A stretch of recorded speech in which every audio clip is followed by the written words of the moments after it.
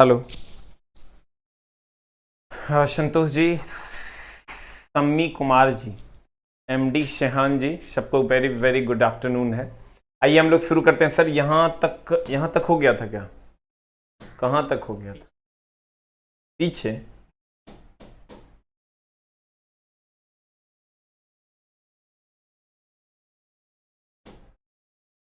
कल की क्लास में हमने यहाँ तक पढ़ा था।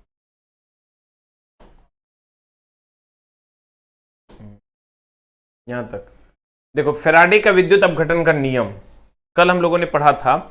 फैराडे के विद्युत अपघटन के परसों की क्लास में हमने पढ़ा था फैराडे के विद्युत अपघटन के नियम के बारे में। अब हम लोग यहां से आगे कंटिन्यू करेंगे। इस फैराडे का विद्युत अपघटन का नियम क्या कहता है? देखो, ये अगर मान लो कि ये कोई एनोड है और ये मान लो कैथोड है, ये मान लो कैथोड है और ये मान लो एनोड है।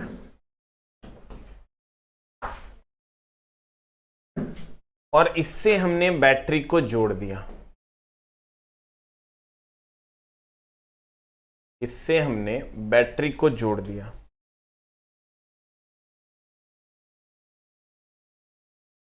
ये पॉजिटिव, ये नेगेटिव।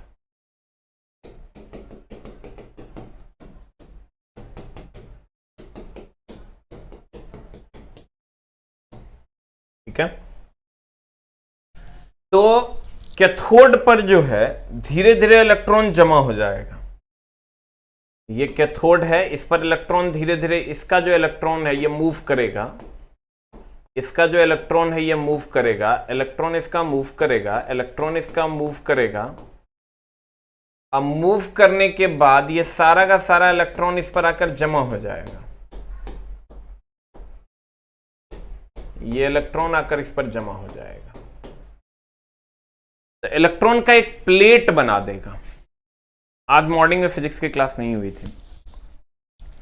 इलेक्ट्रॉन इस पर एक प्लेट बना देगा। जब इलेक्ट्रॉन एक प्लेट बना देगा, इसी को हम इलेक्ट्रोप्लेटिंग कहते हैं। इसी को हम क्या कहते हैं? इलेक्ट्रोप्लेटिंग कहते हैं।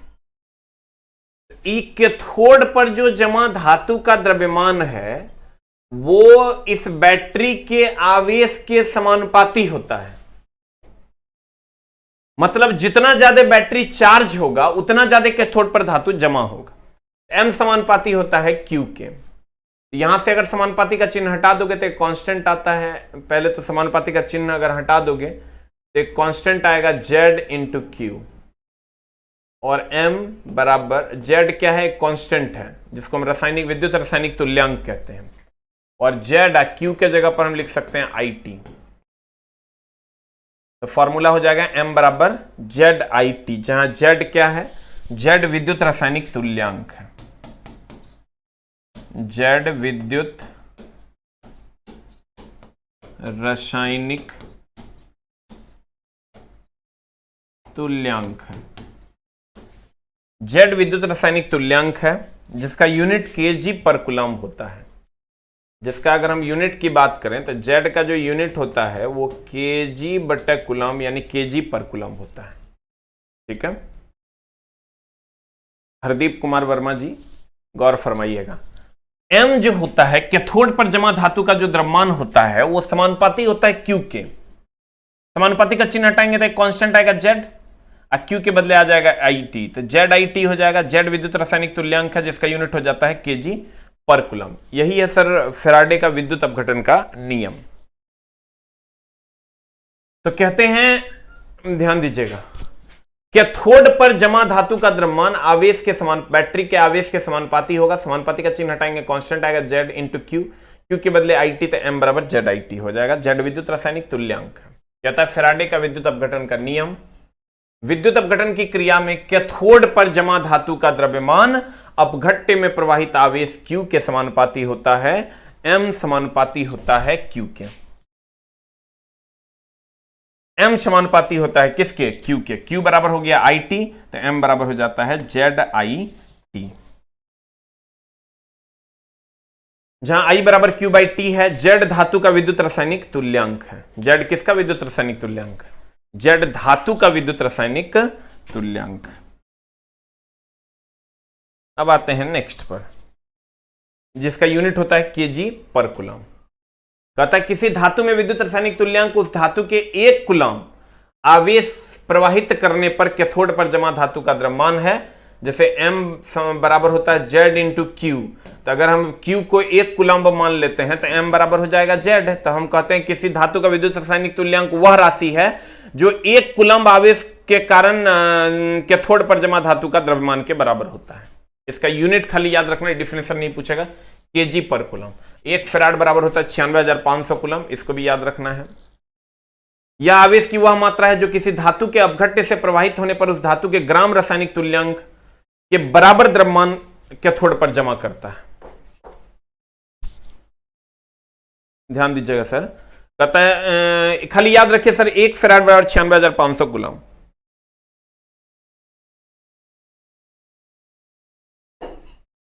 और इसका यूनिट होता है केजी पर कूलम, बाकी कुछ भी इसमें इंपॉर्टेंट नहीं है। अब देखिए रासायनिक प्रभाव पर आधारित उपकरण कौन कौन है? सेल है, विद्युत लेपन अभी हम लोगों ने पढ़ा, धातु का निष्कर्षण, विद्युत मुद्रण और सेल की ध्रुवता की जांच। जिसमें विद्युत लेपन कल हम लोगों ने पढ़ा था। विद्युत लेपन के बारे में हम लोगों ने पढ़ा था कि कैथोड पर जमा धातु जो होता है पहले एनोड से विद्युत अपघट्य में आता है, विद्युत अपघट्य से फिर कैथोड पर जमा होता है। यहां तक हम लोगों ने पढ़ लिया था। उसके बाद गैस आयनीकरण प्रभाव हम लोगों को पढ़ना था, ठीक है। अब गैस आयनीकरण प्रभाव क्या है, गौर फरमाइएगा। जब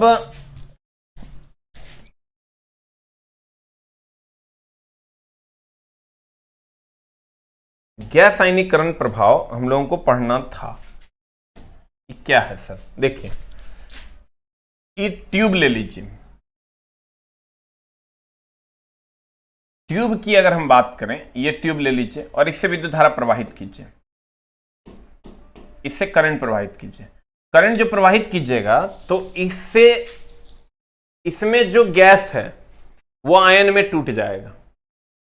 जब करंट इससे प्रवाहित करेंगे तो इसमें जो गैस है, जब बहुत तीव्र गति का करंट प्रवाहित कीजिएगा तो अगर O2 है ना तो ये टूट जाएगा O- O- में। जब इस ट्यूब से,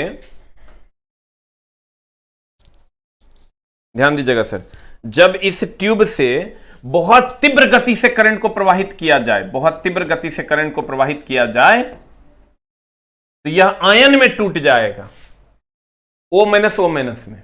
और जब यह आयन में टूट जाएगा, इसे ही विद्युत धारा का आयनीकरण प्रभाव कहते हैं।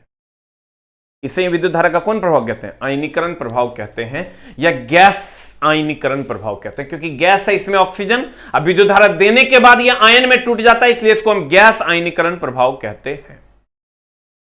अब देखिए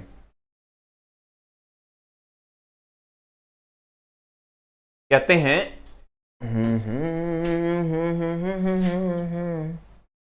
मिटाया, देखिए गैस आयनीकरण प्रभाव क्या है। और एक्स किरण जो जनरेट होता है सर, अगर आप सुने होंगे एक्स किरण कैसे जनरेट होता है। ये मान लीजिए टंगस्टन का इलेक्ट्रोड है, ये टंगस्टन का इलेक्ट्रोड है या टंगस्टन का रॉड है, और इससे बहुत तीव्र गति से करंट आप प्रवाहित कीजिए, तब जो इससे जनरेट होने वाला करंट होगा वो तब जो इससे जनरेट होने वाला किरण होगा वो होगा एक्स किरण। जब टंगस्टन की धातु से बहुत उच्च तीव्रता का करंट प्रवाहित किया जाता है, तब जो उससे उत्सर्जित किरणें होती है वो कौन सी किरण होती है? वो होती है एक्स किरण। कौन सी किरण होती है? एक्स किरण होती है। तो इसको हम विद्युत धारा का गैस आयनीकरण प्रभाव नहीं कहते हैं, इसको विद्युत धारा का हम किरण प्रभाव कहते हैं। जो टंगस्टन की धातु से जब बहुत तीव्र गति से करंट को प्रवाहित किया जाता है तब ये एक्स किरण निकलता है, इसीलिए इसको विद्युत धारा का किरण प्रभाव कहते हैं। अब देखो कहते हैं गैस आयनीकरण प्रभाव। गैस आयनीकरण प्रभाव हमने क्या कहा? अगर किसी ट्यूब से विद्युत धारा प्रवाहित किया जाएगा तो अगर ऑक्सीजन है तो ये टूट जाएगा O- में, इसी को हम गैस आयनीकरण प्रभाव कहते हैं, गैस आयनाइजेशन इफेक्ट। किसी विसर्जन नलिका में, यह विसर्जन नलिका है जिसमें सर गैस विसर्जित है, में भरी विशेष गैस में से विद्युत धारा प्रवाहित करने पर गैस का आयनीकरण हो जाता है, इसे विद्युत धारा का गैस आयनीकरण प्रभाव कहते हैं। गैस आयनीकरण प्रभाव पर आधारित उपकरण है। उच्च प्रकाश तीव्रता वाले बल्ब से गैस आयनीकरण प्रभाव पर आधारित है। एक कांच का बर्तन होता है जिसमें हम करंट प्रवाहित करते हैं, उसमें गैस आयनीकृत होता है। विद्युत धारा के किरण प्रभाव का उपयोग एक्सरे पैदा करने के लिए किया जाता है। देखो, विद्युत मुद्रण और विद्युत निष्कर्षण, धातु का निष्कर्षण, इस सर आपको केमिस्ट्री में पढ़ना होता है जब हायर स्टडीज में जाइएगा, तब जब एमएससी वगैरह कीजिएगा केमिस्ट्री से, तो वहां आपको यहां सिर्फ ये जानना था कि सर ऐसे भी सर देखिए, जब ये आप धातु का निष्कर्षण है तो केमिकल इफेक्ट होवे करेगा क्योंकि केमिकल है। प्रिंटिंग मशीन है, विद्युत मुद्रण है, तो प्रिंटिंग प्रेस जो हम लोग चलाते हैं तो उसमें क्या करते हैं, करंट देते हैं तब प्रिंट हो जाता है, केमिकल का छिड़काव होता है, प्रिंट हो जाता है। कहते हैं विद्युत धारा के किरण प्रभाव के कारण एक्सरे पैदा होता है। अब देखो, अब है किरचॉफ का नियम। किरचॉफ का नियम क्या है, गौर फरमाइएगा। वहां सर अब जो हम आपको पढ़ाने वाले हैं वो थोड़ा सा अलग है, इसलिए ध्यान दीजिएगा। किरचॉफ का नियम, किरचॉफ लॉ, किरचॉफ का नियम।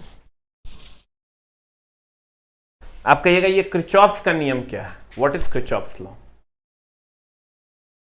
तो सर ध्यान दीजिएगा, what is Kirchhoff law. Kirchhoff का दो गो नियम है। एगो पहला है जंक्शन रूल। पहला रूल है सर जंक्शन लॉ, या इसी को हम कहते हैं बिंदु नियम। बिंदु नियम अभी है क्या, ये कहता है किसी बिंदु पर आने वाले करंट और जाने वाले करंट का कुल योग जो होता है वो शून्य के बराबर होता है। अगर ये I1 है, ये I2 है और ये I3 है, कहते हैं इनकमिंग करंट बराबर आउटगोइंग करंट होता है। यानी एक बात या तो यूं कहे कि I1 इनकमिंग है किसी भी पॉइंट पर, किसी भी जंक्शन, जंक्शन किसको कहते हैं जहां बहुत सारी ट्रेनें आकर मिलती है, यहां जंक्शन उसको कहते हैं जहां बहुत सारे तारें आकर मिलती है। अब देखिए, एक विवेक जी का कहना है कि टंगस्टन का ही इलेक्ट्रोड से क्यों एक्सरे निकलता है। सर साइंस में होता है उसी को पढ़ते हैं, हम पढ़ते हैं इसलिए होता नहीं है। जो होता है मतलब वही होता है, और पर एक्सपेरिमेंट करके देखा गया ऐसा नहीं होता। आप कहिएगा चीनी काहे मीठा लगता है, भैया मीठा लगता है इसलिए कहते हैं वो मीठा लगता है। जो होता है वो हम लोग पढ़ते हैं, जो हम लोग पढ़ते हैं वो होता नहीं है। इसलिए सर एकदम प्यार से इस चीज को समझ लेना होगा आपको कि अगर कोई हम कह दें कि ये जंग इस पर नहीं लगता तो नहीं लगता है, वो उसका अपना गुण है। अगर हम बात करें कि इनकमिंग करंट हो गया I1 और ये हो गया I2, अब बराबर आउटगोइंग करंट हो गया I3। देखो incoming current I1 I2, outgoing current I3 हो गया। इसको इस साइड ले आओ तो हो जाएगा I1 plus I2 minus I3 is equal to 0। यानी किसी भी जंक्शन पर कुल धाराओं का कुल बीजगणितीय योग शून्य होता है।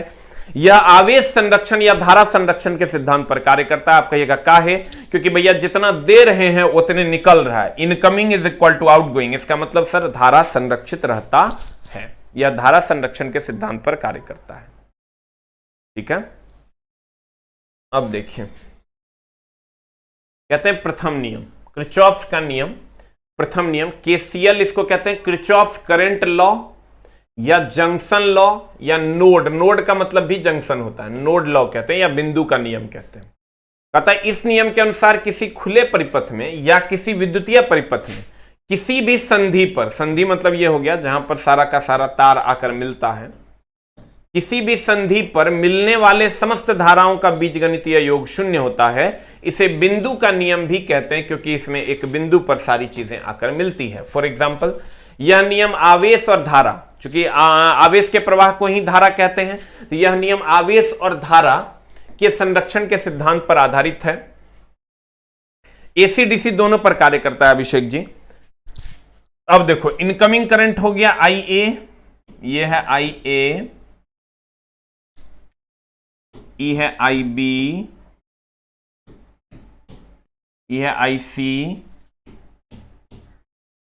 ID,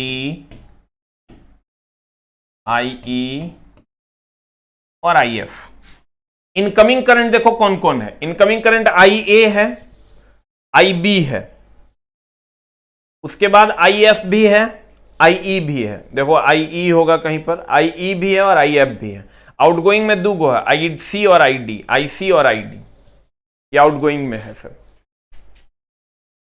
IC और ID जो है ये आउटगोइंग में है। देखो कौन कौन इनकमिंग में, IA, IB, IC, IA, IB, IC, नहीं IA इनकमिंग है, IB इनकमिंग है, IC तो आउटगोइंग है, ये IC है, IE इनकमिंग है। तो A, B और E को कर लिए एक में, और F भी है, F भी इनकमिंग है। आउटगोइंग में दो एगो है, एगो IC आउटगोइंग है और एगो ID आउटगोइंग है। तो ये दोनों इनकमिंग बराबर आउटगोइंग हो गया, यही इसका रूल है। अब इसका सवाल भी दिया हुआ है, गौर फरमाइएगा। नोड क्या होता है? नोड का मतलब होता है जंक्शन। जंक्शन उसे कहते हैं जहां पर बहुत सारे करंट आकर, बहुत सारा तार आकर मिलता है, जहां पर बहुत सारा ट्रेन आकर मिलता है, उसे हम जंक्शन कहते हैं।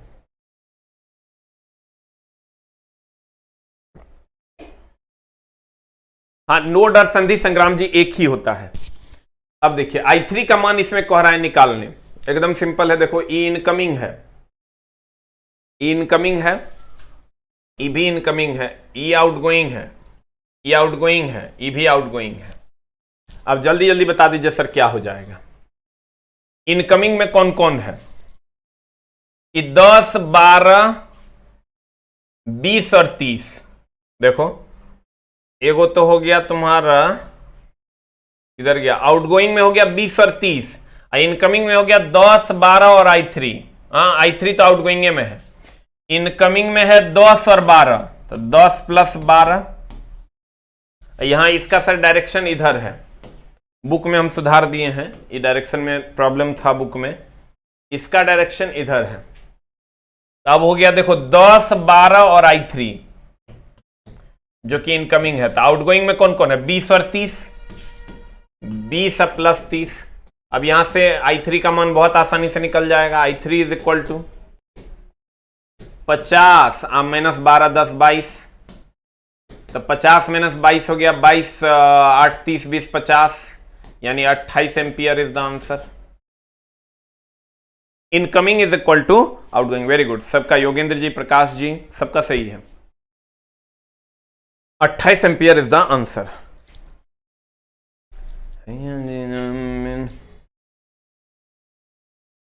इनकमिंग इज इक्वल टू होता है आउटगोइंग। अब एक क्वेश्चन आप जल्दी जल्दी आप लोग बना के दिखाइए, एकदम सिंपल है, कुछ नहीं करना है, खाली आपको इनकमिंग बराबर आउटगोइंग निकाल देना है। ई है 10 एम्पियर, ई है 20 एम्पियर, ई है 6 एम्पियर, ई है आई, ई है 8 एम्पियर। अब जल्दी जल्दी हमको आई का मान निकाल के जल्दी जल्दी आप लोग बताइए कितना हो जाएगा। What is the value of I? I का वैल्यू निकालिए, कितना हो जाएगा? Rahul ji very good, Gaurav Kumar ji. पता कैसे चलेगा? पता कैसे चलेगा? पता चलेगा, आंख मूंद ले रहिएगा तो कहां से पता चलेगा? देखिए पता नहीं चल रहा है आपको, बताइए आंसर कितना होगा?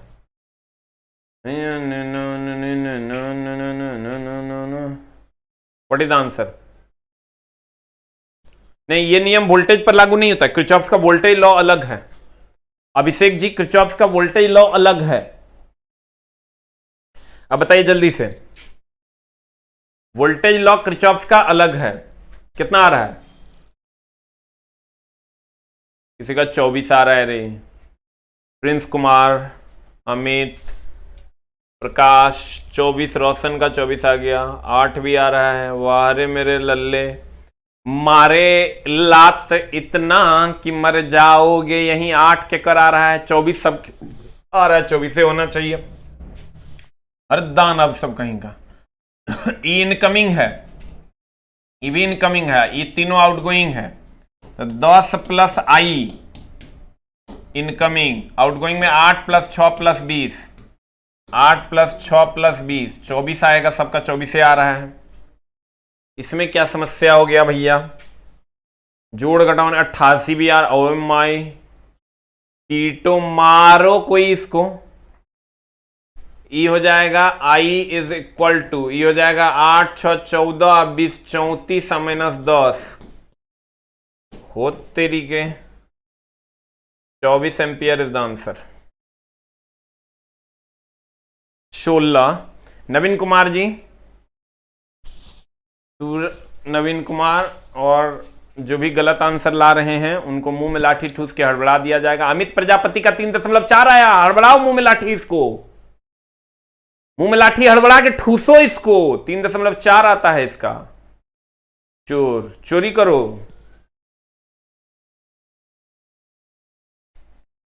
दानवों, संदीप रॉय, वेरी गुड, सही है।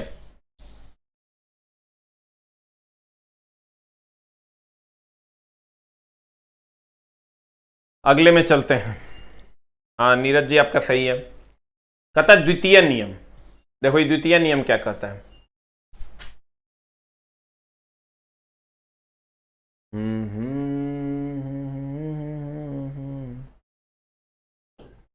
यहां से जो है ना चला, ये सब समझो कि अलग है तुम्हारी दुनिया।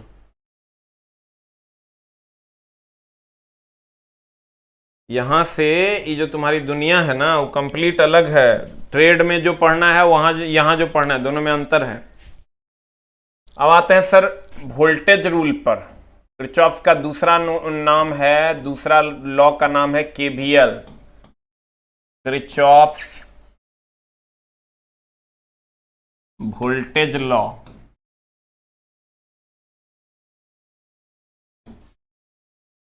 किरचॉफ का कौन लॉ? Voltage law. अब किरचॉफ का जो ये वोल्टेज लॉ है, केवीएल जिसको आप कहते हैं, किरचॉफ का इसको कहते हैं सर वोल्टेज लॉ। अब किरचॉफ का वोल्टेज लॉ क्या है? तो किरचॉफ का वोल्टेज लॉ कहता है कि, ध्यान दीजिएगा, किसी भी बंद परिपथ में,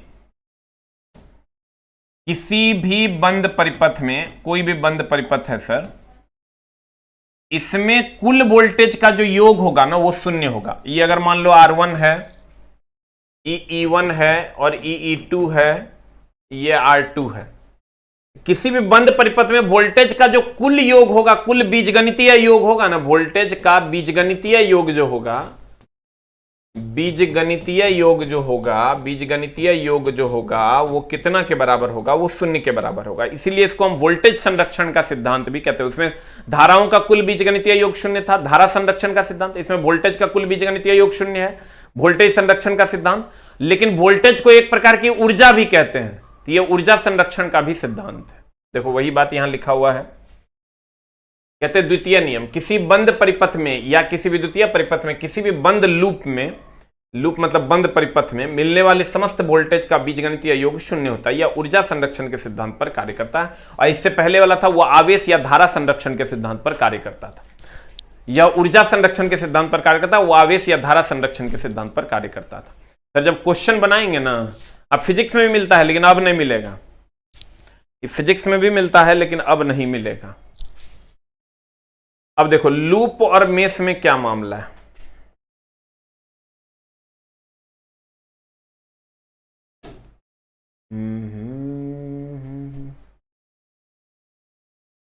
एक होता है लूप, एक होता है मेष। देखो कोई भी बंद परिपथ होगा ना तो उसको हम लोग सर लूप कहते हैं। कोई भी बंद परिपथ होगा तो उसको हम लोग लूप कहते हैं। कोई भी बंद परिपथ होगा तो उसको हम लोग लूप कह देंगे। जैसे यहां से यहां गया, ये इसको हम लूप कहते हैं। किसी भी बंद परिपथ को हम लोग लूप कहते हैं। ये ऐसे से है, ये भी एक लूप है, ये भी एक लूप है और ये भी एक लूप है। लेकिन मेष किसको कहते हैं?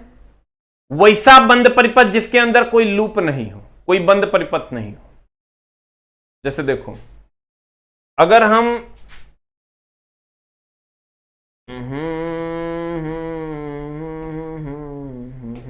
अगर अगर हम इसकी बात करें तो ये एक लूप ये हुआ, एक लूप ये हुआ, एक बड़ा वाला ये लूप हुआ, तो 3 लूप है इसमें। लेकिन मेष दुएगो है। मेष उसको कहते हैं जिसके अंदर कोई बंद परिपथ नहीं हो। हाँ संग्राम जी आगे बात कर लेंगे। लूप बंद परिपथ को लूप कहते हैं, लेकिन मेष किसको कहते हैं? मेष उसको कहते हैं सर, ध्यान दीजिएगा, किसी बंद परिपथ को लूप कहते हैं। किसी बंद परिपथ को क्या कहते हैं? लूप कहते हैं। किसी भी बंद परिपथ को लूप कहते हैं। ये बंद परिपथ है, ये लूप है, ये बंद परिपथ है, ये लूप है। लेकिन मेष किसको कहते हैं? मेष कहते हैं वैसा बंद परिपथ, अभी इसमें लूप की अगर संख्या बोलोगे ना तो लूप की संख्या 3 है। एक तो ये बड़ा वाला लूप है, ध्यान से समझना, एक ये लूप है और एक ये लूप है, तो 3 लूप है इसमें। लेकिन अगर मेष की बात करोगे इसमें 3 लूप है। लेकिन अगर मेष की बात करोगे ना तो मेष इसमें दुएगो है। मेष कहता है वैसा बंद परिपथ जिसके अंदर कोई दूसरा बंद परिपथ नहीं हो, उसे हम मेष कहते हैं। इस सब सर ITI वहां साइंस में नहीं पढ़ना है, लेकिन यहां पढ़ना है, ध्यान दीजिएगा। कहते हैं मेष की अगर बात करोगे तो वैसा बंद परिपथ जिसके अंदर कोई दूसरा बंद परिपथ नहीं हो, उसे हम मेष कहते हैं। वैसा बंद परिपथ जिसके अंदर कोई दूसरा बंद परिपथ ना हो, उसे हम मेष कहते हैं। जैसे ये एक मेष है, ये भी एक मेष है, क्योंकि इसके अंदर कोई दूसरा बंद परिपथ नहीं है। ये इसके अंदर कोई दूसरा बंद परिपथ नहीं है, इसके अंदर कोई दूसरा बंद परिपथ नहीं है। लेकिन ये पूरा का पूरा मेष नहीं है, क्योंकि इसके अंदर 2 बंद परिपथ हैं। 2 ही मेष है, जिसके अंदर कोई और नहीं हो उसको मेष कहते हैं। और लूप किसको कहते हैं? ये पूरा वाला भी लूप है, ये अलग अलग भी लूप है। इसका मतलब जो भी जितने भी मेष हैं वो लूप हैं, लेकिन सभी लूप जो है वो मेष नहीं है। अब बोलोगे नहीं समझे सर, हम फिर समझाते हैं। देखो क्या कहता है, लूप हमेशा एक बंद परिपथ होता है। एक वो डिफिनेशन है कि लूप जो हमेशा वो कैसा परिपथ होगा? वो बंद परिपथ होगा। कोई भी बंद परिपथ होगा वो लूप हो जाए। मेष के साथ कंडीशन है उसके अंदर कोई नहीं हो भैया, तो कहता है मेष एक वैसा बंद परिपथ है जिसके अंदर कोई दूसरा बंद परिपथ नहीं हो, उसे हम मेष कहते हैं। अब देखो फॉर एग्जांपल मेष और लूप, मेष लूप होगा लेकिन लूप मेष नहीं होगा। देखो ये जो मेष है इसको हम लूप भी कह सकते हैं, इसको मेष भी कह सकते हैं क्योंकि इसके अंदर और कोई नहीं है। इसको लूप भी कह सकते हैं, इसको मेष भी कह सकते हैं। लेकिन लेकिन लेकिन लेकिन इस पूरे को हम लूप तो कह सकते हैं, लेकिन इसको मेष नहीं कह सकते क्योंकि इसके अंदर 2 बंद परिपथ हैं। ये लूप जो है ये कभी मेष नहीं हो सकता, लेकिन जितना भी लूप है वो मेष है। ध्यान देना। देखो इसमें अगर हमको लूप की बात करेगा, देखो लूप कौन कौन है, जितना भी बंद परिपथ होगा वो लूप होगा। यहां ए से शुरू करो, A B C D A B C D A, ये लूप है। उसके बाद ए बी सी ए, ये भी एक लूप है। और उसके बाद ए डी सी ए, ये भी एक लूप है।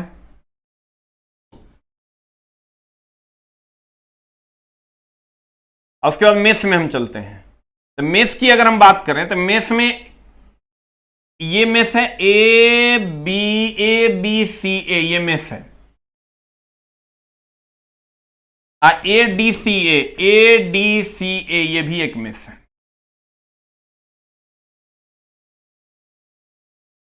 इसका मतलब मेष की संख्या, लूप की संख्या 1 2 3 है, क्योंकि एक बड़ा वाला भी लूप है, ये दोनों छोटा वाला भी लूप है।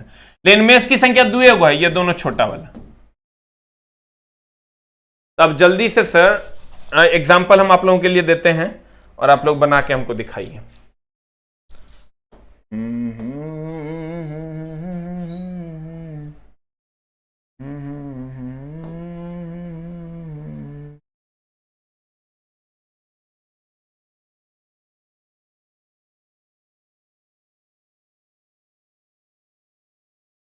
जल्दी से बताइए, इसमें ए है, बी है, सी है, डी है, ई है, एफ है। लूप कै गो है? संख्या बताइएगा खाली, लूप कितने हैं, अब मेष कितने हैं, जल्दी जल्दी बताइए।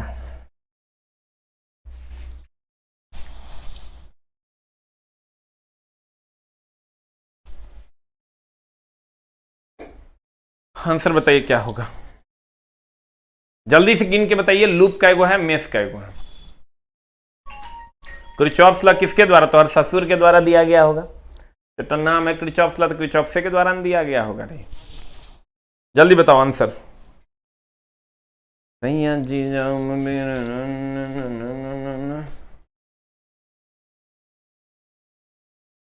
आंसर बताओ। अरे मुंडन क्यों करवाए, छोड़, आंसर बता। लूप गिन लिया? 3 गो है, वेरी गुड, सबका सही आंसर। लूप 3 गो है, एगो ये लूप हो गया, एगो ये लूप हो गया, एगो ये बड़ा वाला लूप हो गया। मेष का एगो है, मेष का एगो है, बता जल्दी। 2 गो मेष है। अब इसी को हम ऐसा कर देते हैं, अब बता लूप का एगो, मेष का एगो। अब बता जल्दी से, लूप कितने और मेष कितने?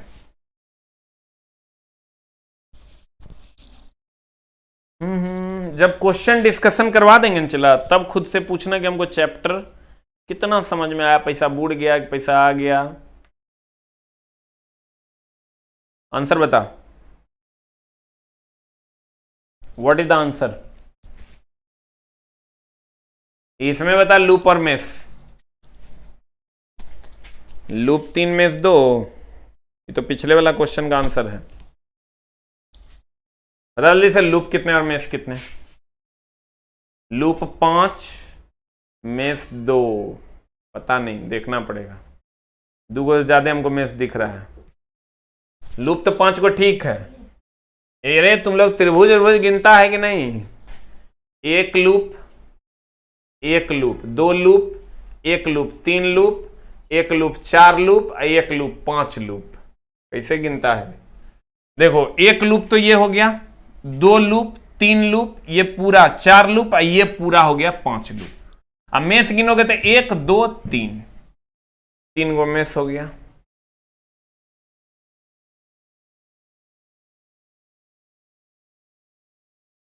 अब भी अगर नहीं गिन पाते हो तो मामला गंभीर है।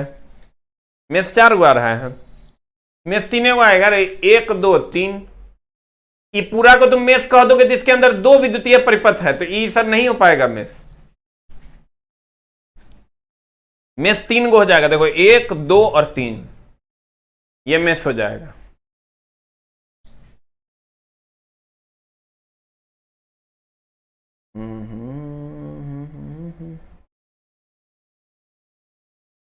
अब देखो, किरचॉफ के लॉ का जो एप्लीकेशन है वो कुछ इस कदर है, बट इसका कोई काम नहीं है, कुछ खास नहीं है सर, इसको पढ़ने की कोई जरूरत नहीं। गलत भी है, ये मिस्टेक हो गया है, लेकिन केवीएल आपको पढ़ना पड़ेगा।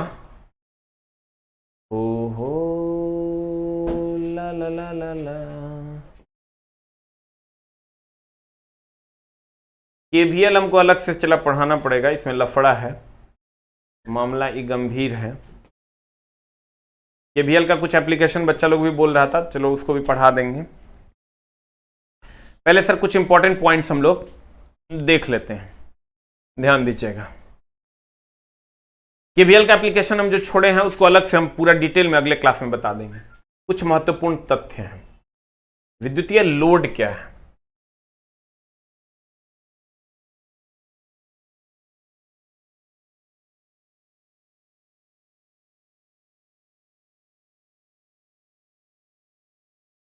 देखो, अगर मान लेते हैं इलेक्ट्रिकल लोड क्या है, उस पर हम चलेंगे, फिर अलग से बताना पड़ेगा व्हाट इज इलेक्ट्रिकल लोड। जैसे मान लो कि ये तुम बल्ब लगा दिए हो, फिर घर में तुमने सर पंखा लगा दिया, फिर थोड़ा दूर जाने के बाद तुम इलेक्ट्रिक आयरन लगा दिए हो,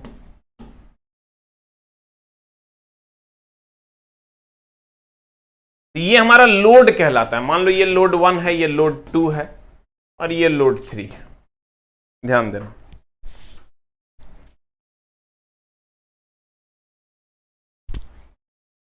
अगर इसमें लोड का मान बढ़ता है, लोड बढ़ेगा इसका मतलब प्रतिरोध का मान बढ़ेगा, लोड बढ़ेगा इसका मतलब प्रतिरोध का मान बढ़ेगा। अब प्रतिरोध का मान बढ़ेगा इसका मतलब धारा का मान घटेगा। लोड बढ़ेगा इसका मतलब सर प्रतिरोध, लोड बढ़ेगा प्रतिरोध बढ़ेगा, प्रतिरोध बढ़ेगा मतलब धारा का मान घट जाएगा। अगर लोड बढ़ेगा, लोड बढ़ेगा, ये लोड मान लो पंखा लगा दिया, बल्ब लगा दिया, हीटर लगा दिया, आयरन लगा दिया, अल बल्ब लगा दिया, तो लोड का मान बढ़ेगा और लोड का मान बढ़ेगा तो प्रतिरोध का मान भी बढ़ेगा। अब प्रतिरोध का मान बढ़ेगा तो धारा का मान क्या होगा, घटेगा। प्रतिरोध एक प्रकार का विरोध है, विरोध बढ़ेगा धारा का मान घट जाएगा। तो देखो वही बात ही कह रहा है, क्या कह रहा है, कहता है विद्युतीय लोड, इलेक्ट्रिकल लोड, प्रतिरोध का मान यदि बढ़ेगा तो लोड का मान घटेगा यानी विद्युत धारा भी घटेगा। यदि प्रतिरोध घटेगा तो विद्युत धारा का मान बढ़ेगा यानी लोड का मान भी बढ़ेगा। कुछ खास नहीं है, लेकिन ये जो मामला है लघु पथन का, ये इंपॉर्टेंट है शॉर्ट सर्किट का। इस शॉर्ट सर्किट क्या होता है सर, देखिए अगर मान लीजिए एक होता है प्लेन तार, अगर ऐसा तार है तो इसको हम लोग कहते हैं प्लेन तार, प्लेन वायर, और एक होता है सर रजिस्टिंग वायर।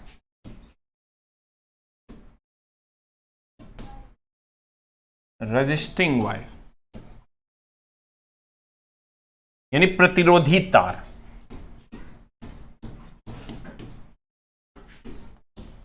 एक होता है प्लेन तार, एक होता है प्रतिरोधी तार।